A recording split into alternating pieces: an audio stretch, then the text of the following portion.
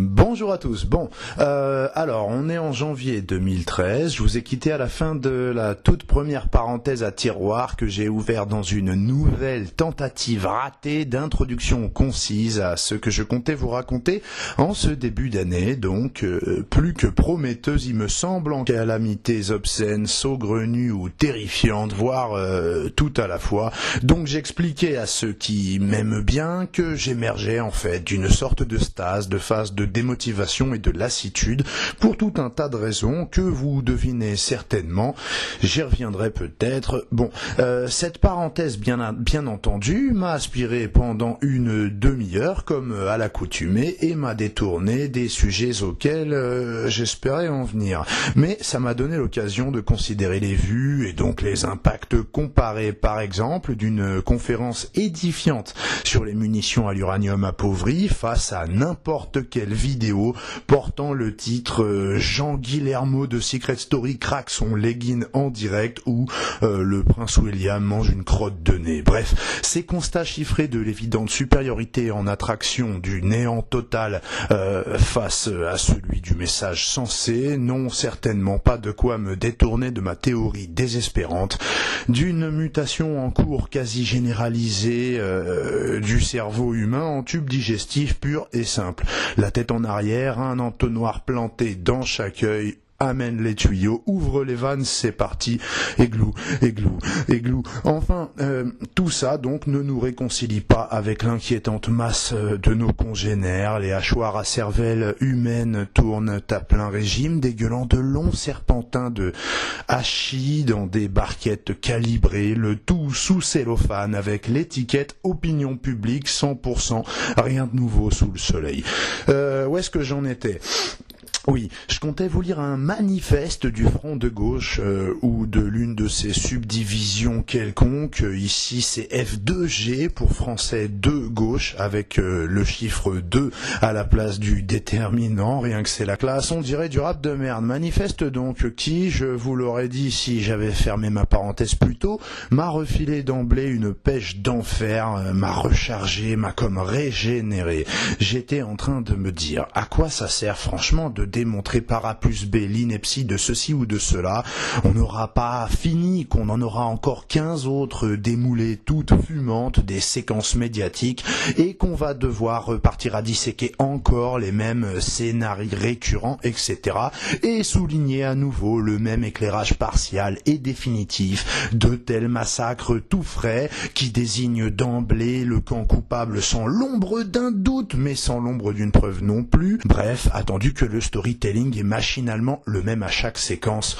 C'est vrai que ça c'est désespérant. Quand tout à coup, sur BFM, incroyable, je tombe sur ça. Que ça fait 15 ans ou 10, peu importe, qui racontent des histoires, les mecs, que moi je pense ça. Et bien regardez, maintenant c'est écrit dessus carrément 20 years of storytelling. Non mais non seulement ça veut littéralement dire raconter des histoires depuis 20 ans ou 10 ans, je vous répète, j'ai pas vérifié, mais bonne nuit les petits. Voilà, ça c'est le message de fond. Enfin, on joue carte sur table. Donc en anglais, ça a un sens très très très précis, encore plus que celui qu'on pressent à la traduction littérale. Le storytelling, c'est un terme consacré pour désigner une sorte de science de la de la communication, un ensemble de techniques ayant pour objectif de faire raconter quelque chose à un événement, de mythifier un personnage ou une notion pour en faire le symbole de beaucoup plus que ce que cet événement ou personnage ou fait donner est censé signifier à la base.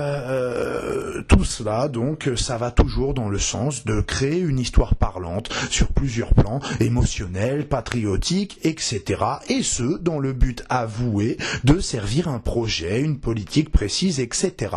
Bref, le storytelling, c'est vrai, n'est pas plus comparable à la bonne vieille propagande que le tabassage en règle ne l'est du passage à tabac.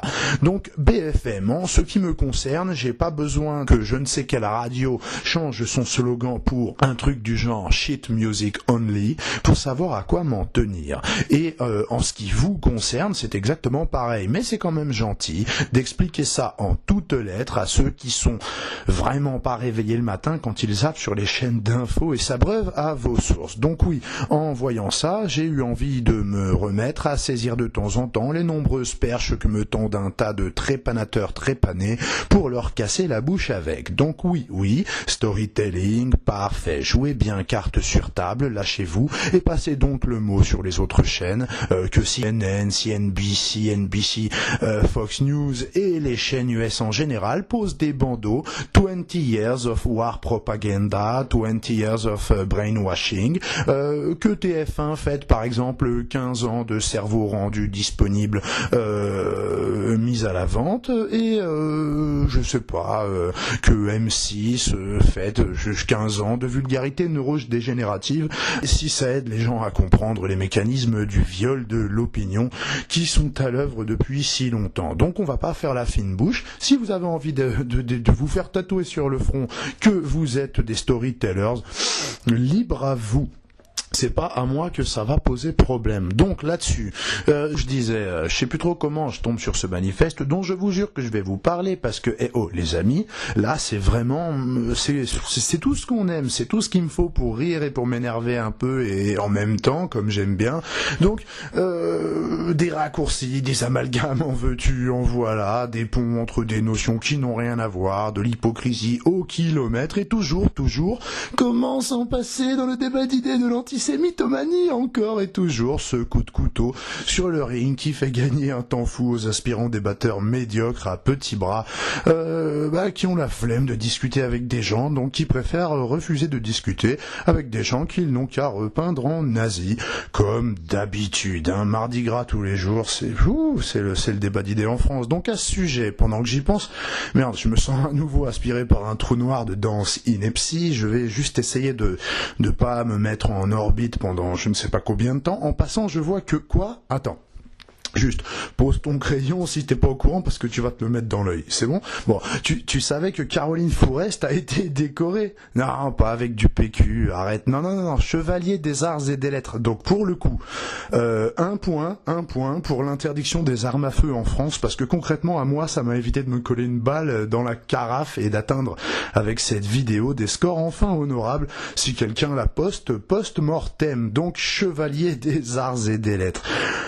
Je vous avais dit que 2012, ce serait pas la fin du monde, ça c'était sûr, mais que c'était plus ou moins quand même déjà en cours la fin du monde, puisque selon moi c'est plutôt un processus lent, fin du monde au ralenti, chaque jour un petit peu plus, t'y vois rien, c'est comme les enfants qui grandissent, je pense que c'est la même chose, fin du monde breveté, copyrighté et tout.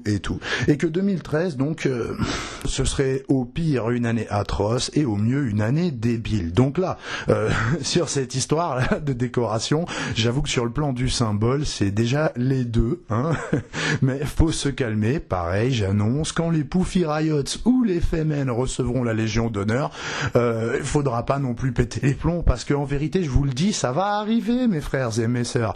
Il y aura pas non plus de quoi faire des convulsions sous le choc, puisque en chevalier des arts et des lettres, on a déjà genre Nikos Aliagas. Allô ? Et en légion d'honorisés, alors là, tu laisses tomber, je te parle juste de Servier, voilà, Servier, le marchand de Mediator, remercié par la France, décoré de la Légion d'honneur de Sarkozy, et reparti de la cérémonie, vendre ses trucs avec la chemise hors de la braguette et le sifflet qui brille. Donc oui, à la base, dans un monde normal, oui, pour apprendre ça, bassine, etc. Mais dans le vrai monde, celui-là, faut avouer qu'on est bien habitué, non, ça fait rire à chaque fois, mais ça surprend plus trop. Donc que les gouvernements successifs distinguent tour à tour leurs tarés respectifs et distribuent ces breloques pimpantes à tout et n'importe qui, comme autant d'insultes faites à l'intelligence, aux lettres, aux arts, au mérite, à l'honneur, eh bien ça me semble entrer en cohérence parfaite avec les processus déjà évoqués d'une stratégie pensée et concertée de contrition de l'intelligence des populations dans un but précis de limiter leur capacité de révolte réelle. Encore et toujours, ce nivellement par le bas, chacun se sentant, bien sûr, à peu de frais, je l'ai déjà dit, plus intelligent peut-être que ces abrutis à Las Vegas et pas franchement plus cons non plus que des philosophes à décolleté plongeant et des chevaliers de je ne sais pas trop quoi. Donc tout ça est très cohérent. La prime à la médiocrité institutionnelle, du présentateur TV acculturant à la journaliste bien trop engagée, pour éviter de dire pêle-mêle que par exemple 98% des enfants d'hétéros sont délinquants ou tordus. Enfin, ça démarre fort, mais attends. Pour dire aussi que la France est un pays où on a exterminé 6 millions de juifs ou déportés, peu importe, en France. Donc, en plus des 6 millions déjà officiels en Pologne, etc., ça fait 12. Ah ben merde alors, elle nous avait aussi décroché la mâchoire en rapportant tranquillement que l'Iran aurait livré un four crématoire à la Syrie. Mais à d'autres occasions, dans les débats, on l'entend dire par contre qu'il faut quand même être, je crois qu'il faut quand même à un moment, au bout d'un moment, être un tout petit peu sérieux. Moi j'ai passé, j'aurais tendance à dire ça. Il faut être un tout petit peu sérieux, même un tout petit peu, ce serait quand même mieux. Parce que 98% des fils d'hétéros tordus, 6 millions d'exterminés, en plus sortis du chapeau à scatoline rien qu'en France, et des fours crématoires volants, clés en main, élitreuillés à domicile par l'Iran, disponibles sur catalogue, payables sur internet par PayPal. Donc normalement, ça, c'est un vaccin en 3-4 rappels pour éviter définitivement de risquer, suite à un quiproquo, d'être qualifié encore de journaliste. Voilà, de journaliste sérieuse, plus précisément. Mais faut que j'arrête avec ma nostalgie du monde normal où normalement tel comportement devrait entraîner telle réputation. C'est fini ça. Le monde normal, c'est Caroline Fourest, Céline Dion, Nikos Aliagas, comme estimable sommet des arts et des lettres. Je veux dire, ça te pose quand même une société sur le plan du niveau intellectuel général. Franchement, c'est un indice de développement humain, selon moi, tout à fait parlant, qui serait judicieux d'intégrer aux autres facteurs mesurés dans l'IDH pour voir si la France descend pas un peu au classement suite à l'introduction de cette mesure. Quand un Jones te dit qu'il aime les arts et les lettres, tu te dis, ouf, bah c'est bien.